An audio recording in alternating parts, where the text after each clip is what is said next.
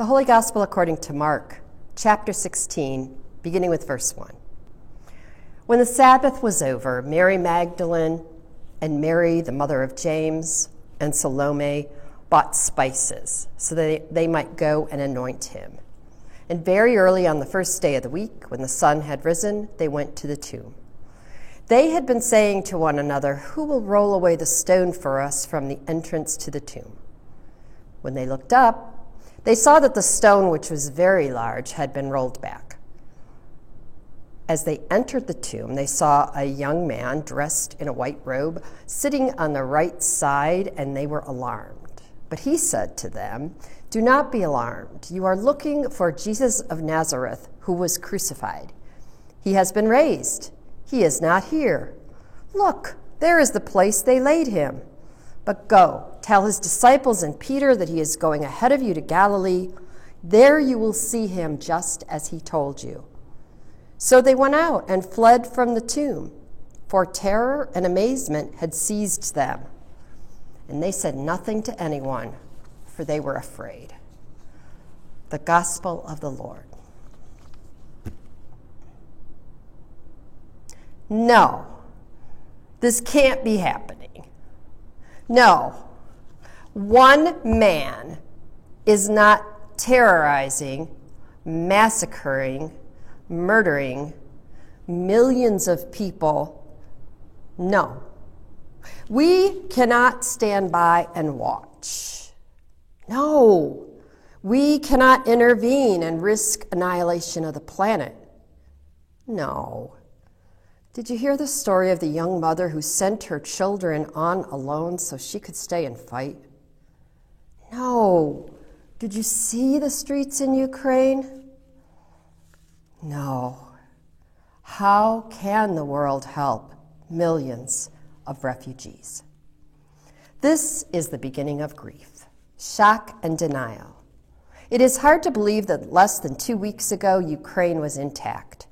Families were laughing and playing and celebrating birthdays and promotions and graduations.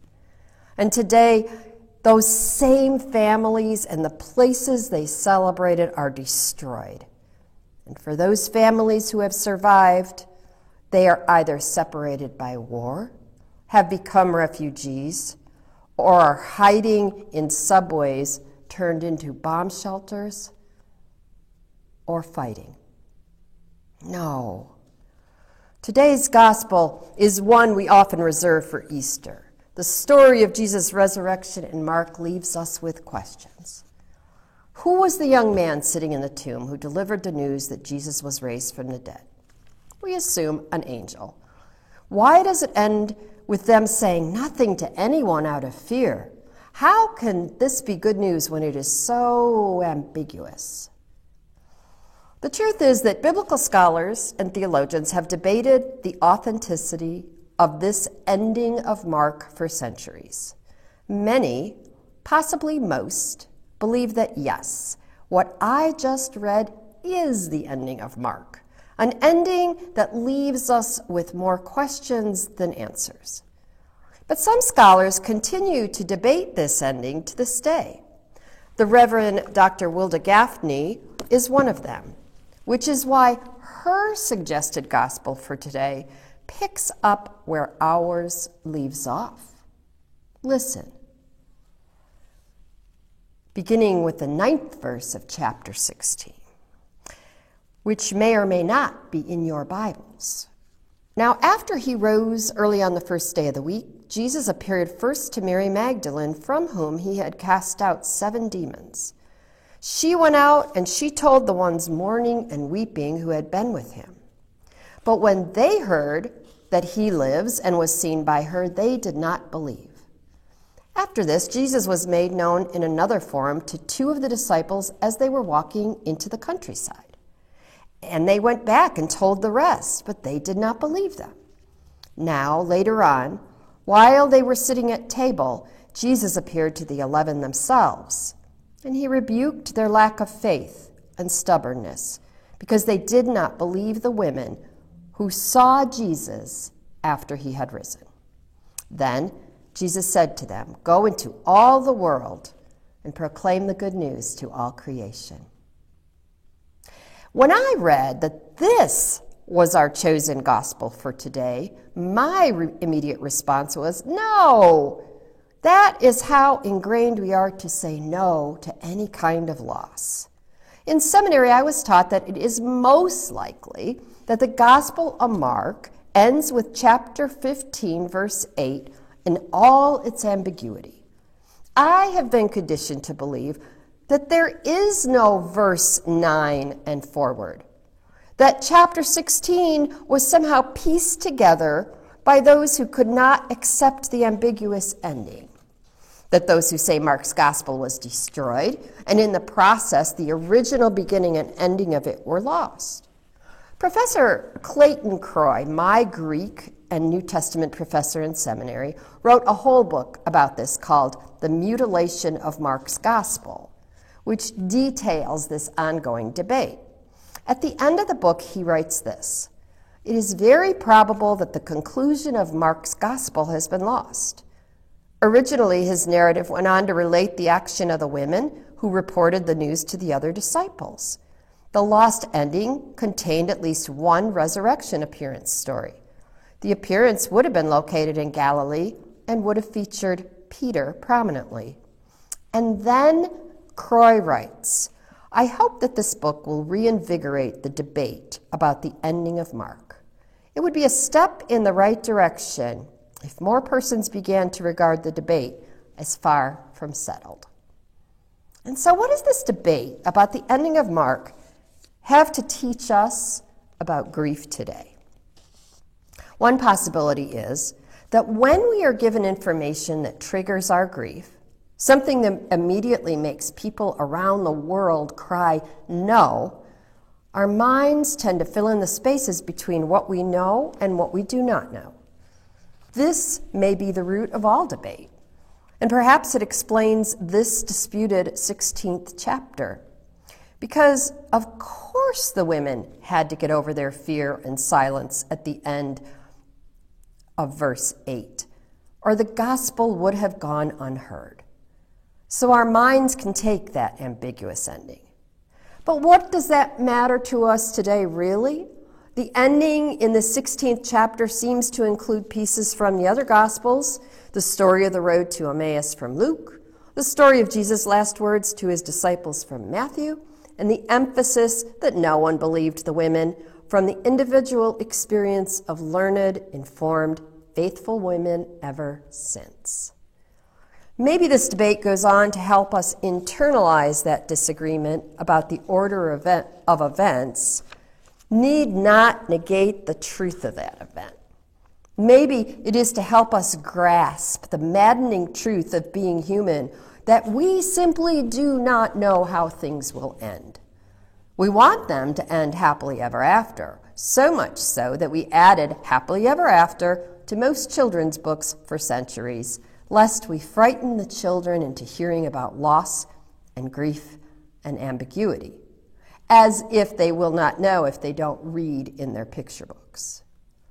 The truth is, life is filled with loss and grief and ambiguity. And even adults keep holding out for the happy ending, assuming it isn't over until we are happy. But maybe God's goal for our lives is not simply for us to be happy. If Jesus' long prayer in the Gospel of John is any indication, God's desire for us is to be united. United in joy, yes, but also to be united in grief, for this is how we grow spiritually. This is how we become compassionate and able to work together for the good of all people. And it often comes down to one brave soul to lead the way to show us how that's done. In light of Women's History Month, consider the story of Evdokia Zavali, a Soviet nurse, soldier, and Marine commander who fought in World War II. Zavali was born in 1924, raised in a small village in Ukraine, where she worked on a farm.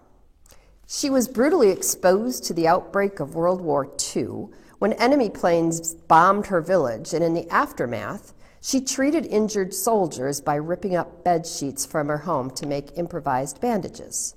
The event left such an impression on her that she persuaded the commander of a cavalry regiment to take her with them to the front line, claiming to be 18 years old when she was in fact 16. Zavalli started serving with the regiment as a nurse, but during this time she learned to shoot rifles, pistols, and machine guns. She also became directly involved in conflicts, taking a wound to the abdomen, and she saved the life of a wounded officer by dragging him to safety. She was awarded the Order of the Red Star for her bravery, but this was only to be the first decoration she would receive.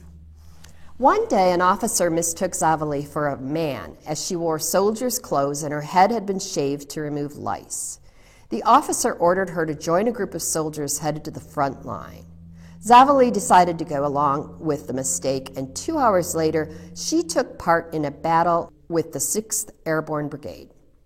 She continued to serve in numerous battles under her new male identity, and following her capturing of a German officer in combat, she was appointed to commander of a reconnaissance squad.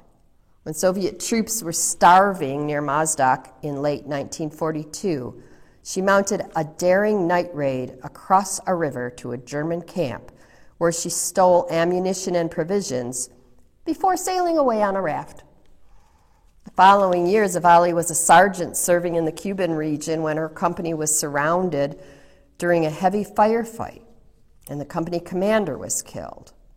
Seeing her fellow soldiers faltering, she took command, shouting for the men to follow her and leading them in a furious counterattack which broke the enemy and sent them into retreat. The battle left her seriously injured. During her treatment, the doctors discovered that she was a woman. Zavalli expected to be dismissed and returned to nursing. However, in light of her many achievements, she was allowed to stay in the Army, and in October 1943, she was promoted to commander of a submachine gunner platoon. While the men of her platoon were initially reluctant to follow the orders of a teenage girl, she quickly won their respect. The platoon was repeatedly deployed to the forefront of the most intense fighting, where she led her men in daring attacks on German lines, taking part in the defense of the Caucasus and the battle for Crimea, and ultimately the Soviet expansion across Eastern Europe. She became so feared by German soldiers that they nicknamed her Frau Black Death. Twice she was believed to have been killed in action. Both times she returned unscathed. In her military career, she was wounded a total of 4 times and received approximately 40 medals of honor. Zavalli was eventually discharged from the Army in 1947 and traveled to Kyiv, where she married and had 2 children. She spent much of her life working as the manager of a grocery store, but also toured many Soviet cities and army bases where she was celebrated as a military hero. She died in Kyiv in 2010. Perhaps during that story you found yourself thinking, yes, here is the story of a brave woman soldier who had to lie to get to use her gifts to save many during World War II. And yet, few know this story because the things that cause us deep grief often take hold of us in a way that even stories of hope and life do not dislodge. Today, we arise saying no to the horror of what is happening yet again to our brothers and sisters in Ukraine and Russia. We fear this war may spread. We wonder if and when the United States will go beyond sanctions and supplies and send soldiers to help Ukraine fight for their right to life, a gift from God Almighty. Today we grieve the senseless death and suffering that flow from one man's greed. Today we all cry, no, and it is hard, holy work. And no matter if you believe that the Gospel of Mark ends with the women being silent, or if you believe one of the 3 other endings that includes sighting of the risen Christ, The constant in all of this is that when the women went to the tomb, Jesus was not there. Instead, an angel spoke to them, saying, "He has risen, just as he told you he would." This is the truth we hold on to today. That even in our own fear and silence and depth of grief for this beautiful world and the people God has made, we too are like the women who went to the tomb on that first Easter morning. At some point, as we work through our grief, we too will emerge to once again look for life in the face of death.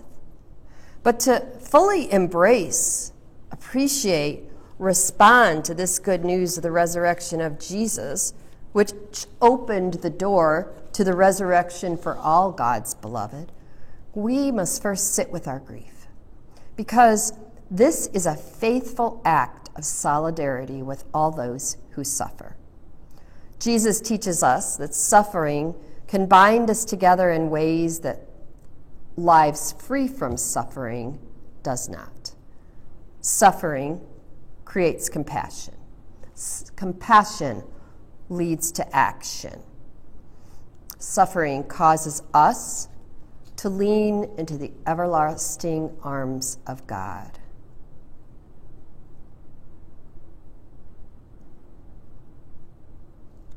And to trust that.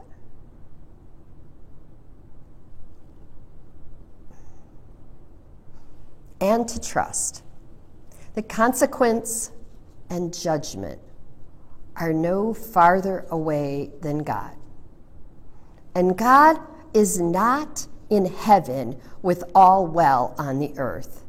God is on the earth, and all hell is breaking loose. During Lent this year, we will be exploring the many faces of grief.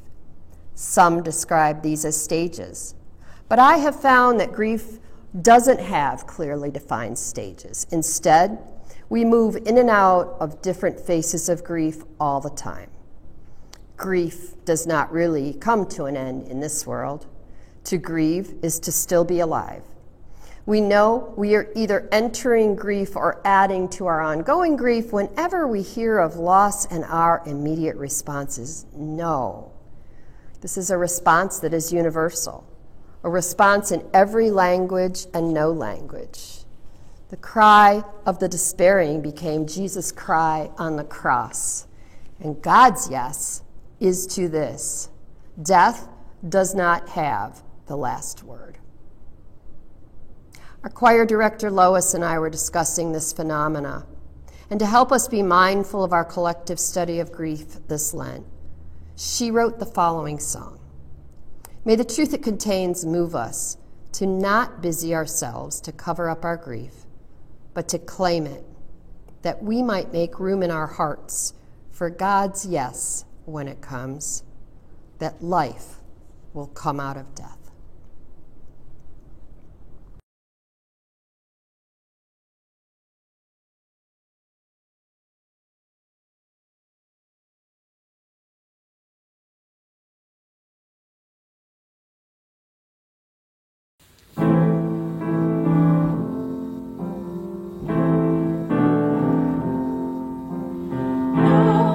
What did I hear you say?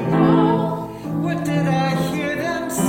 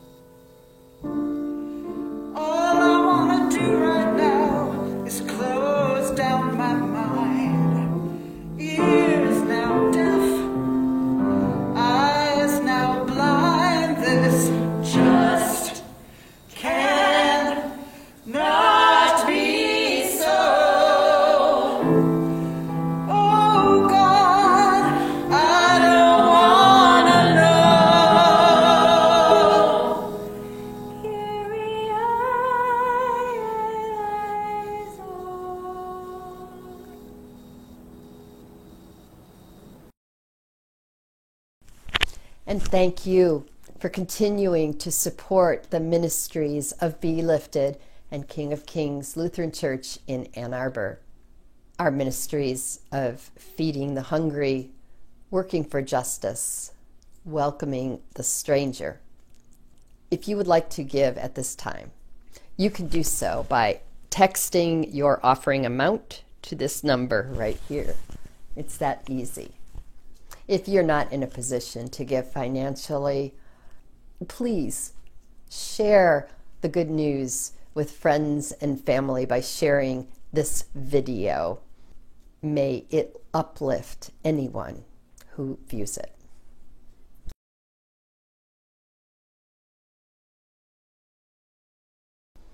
Let us pray.